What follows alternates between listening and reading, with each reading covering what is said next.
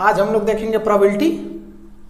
Probability एक ऐसा topic है जो आजकल कंपटीशन के भी एग्जाम में पूछे जा रहे हैं। हम इसको बहुत अच्छे तरीके से पढ़ेंगे। सबसे पहले मैं आपको एक बात बता देता हूँ कि जो प्रोबेबिलिटी होता है, देखिए एक ऐसा चैप्टर है कि अगर आप इसे फील करके अच्छे से महसूस करके पढ़ते हैं तो आप बिना फार्मूले के इसके सवाल लगा सकते हैं आसानी से। लेकिन अगर आप इसे अच्छे से नहीं समझ के पढ़ते हैं, फील नहीं कर पाते हैं, तो आप फार्मूला रखने के बाद भी सवाल को गलत कर सकते हैं।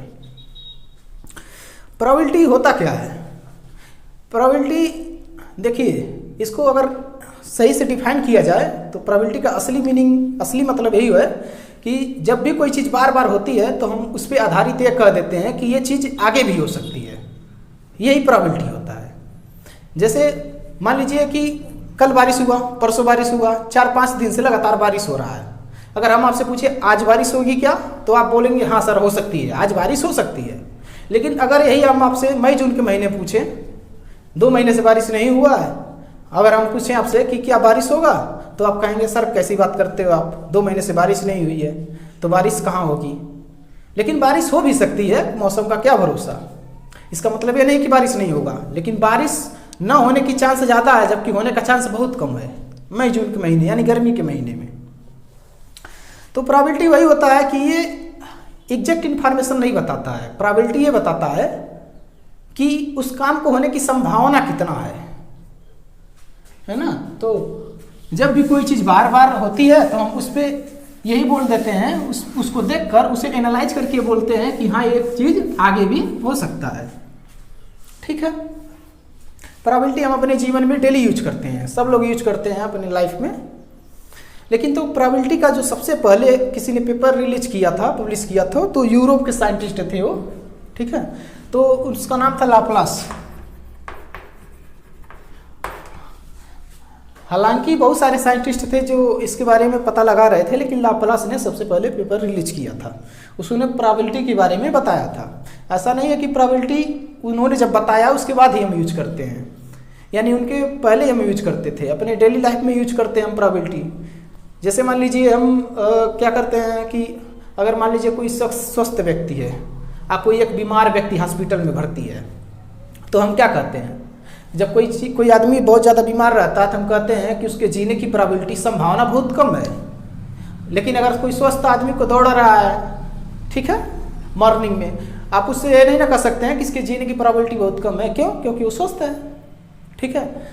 तो अगर हम कहीं जाते हैं, मान लीजिए हम पढ़ाई करते हैं, अगर हम अच्छे से पढ़ेंगे तो जितना अच्छे से पढ़ेंगे तो प्रोबेबिलिटी इतना ज़्यादा है कि हम अच्छा नंबर पाएँ एग्जाम में। अगर नहीं पढ़ेंगे तो क्या होगा, हमारी प्रोबेबिलिटी घट जाएगी। ठीक है। तब फेल होने की प्रोबेबिलिटी बढ़ जाएगी। समझ में आ रहा है ना। तो हम लोग प्रोबेबिलिटी आज देखेंगे। तो लाप्लास से पहले भी प्रोबेबिलिटी यूज होता था, लेकिन लाप्लास ने प्रोबेबिलिटी के थ्योरम, फार्मूले वगैरह वगैरह बताएं।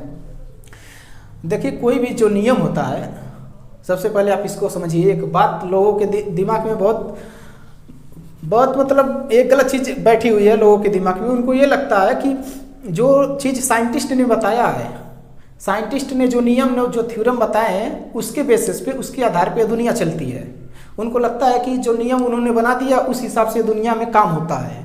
लेकिन ऐसी बात नहीं है। ये दुनिया में काम तो बहुत पहले से ही होता है, जैसे हो रहा है वैसे ही होता है।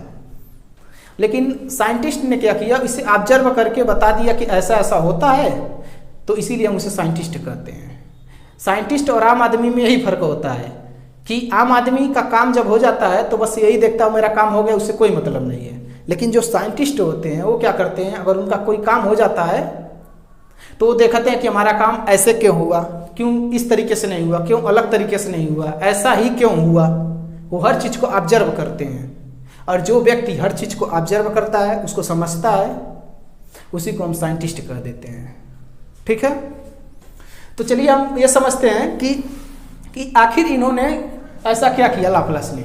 लाप्लास देखे कि मतलब बहुत सारा आजकल प्रोबेबिलिटी यानी संभावना इस तरह पे बातें चल रही हैं। पहले बहुत सारे गैम्बलिंग यानी जुआ होता था।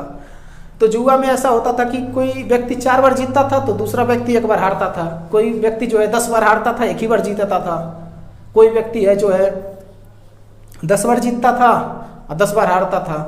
तो उन्होंने सोचा कि ऐसा क्या है इसमें। तो उन लोगों ने मैथमेटिशियन के पास गए, तो उसने बताया कि ऐसा क्या, इसमें क्या सिस्टम है कि ऐसा क्यों हो रहा है कि कोई कम जीत रहा है, कोई ज़्यादा हार रहा है, कोई व्यक्ति लगातार जीतते जा रहा है, कोई व्यक्ति लगातार हारते जा रहा है।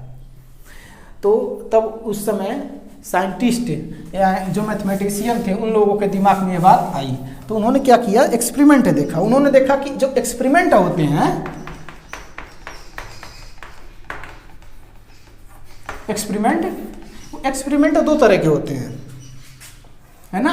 एक एक्सपेरिमेंट तो वो होता है जिसमें हमें आउटकम यानी रिजल्ट पहले से ही पता होता है। जैसे मान लीजिए आप पत्थर को उछालते हैं यानी आसमान में फेंकते हैं तो पत्थर हमेशा नीचे आता है गुरुत्वाकर्षण बल के कारण। ये फिक्स है, ये कंफर्म है कि आप पत्थर को जब भी ऊपर फेंकेंगे तो नीचे ही आएगा। इस तरीके के एक्सपेरिमेंट जो होते हैं वो फिक्स होता है ना। तो इस तरीके के एक्सपेरिमेंट को हम डिटर्मिनिस्टिक एक्सपेरिमेंट कहते हैं, यानी वो पहले से ही डिटरमाइन होता है। तो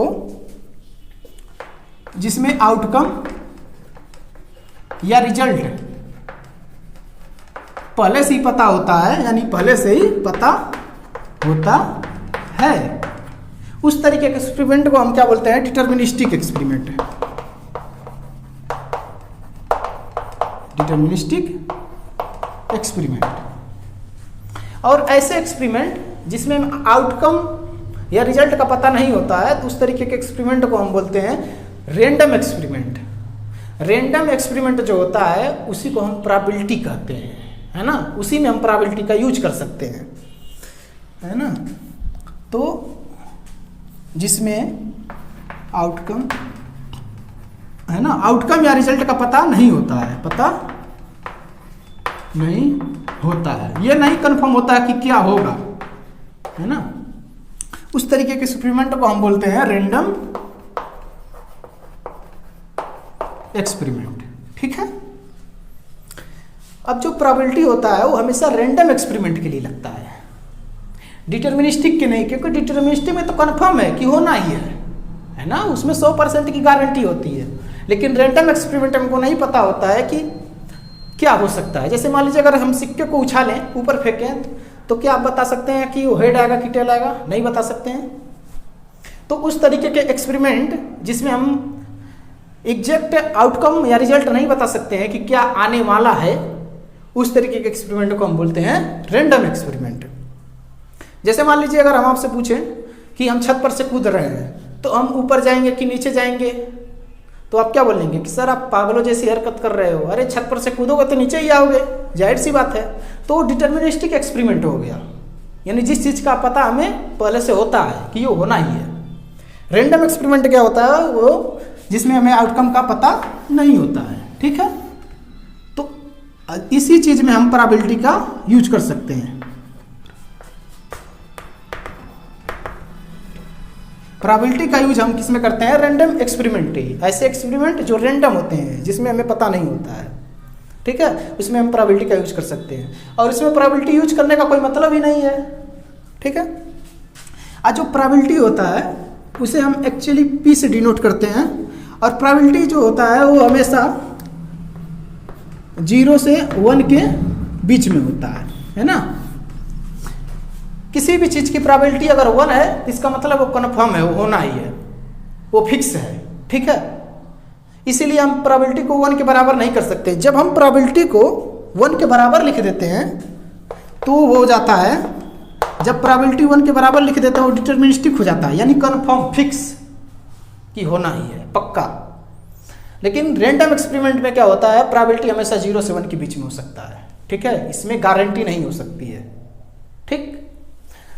तो हम रैंडम एक्सपेरिमेंट क्या करते हैं, रेंज पता करते हैं, ठीक है, क्या क्या हम संभावनाएं हो सकती हैं। तो इसमें क्या होता है, रैंडम एक्सपेरिमेंट में आपको रेंज मिलता है, रेंज यानी आप रेंज बता सकते हैं लेकिन कंफर्म नहीं बता सकते हैं। Okay, thank you. अब हम नेक्स्ट क्लास में देखेंगे कि प्रोबेबिलिटी के क्या क्या टर्मिनोलॉजी है, और सिंपल स्पेस क्या होता है, इवेंट क्या होता है ना, एक्सपेरिमेंट क्या होता है, इन सब चीज़ों पे हम बात करेंगे। Okay, thank you.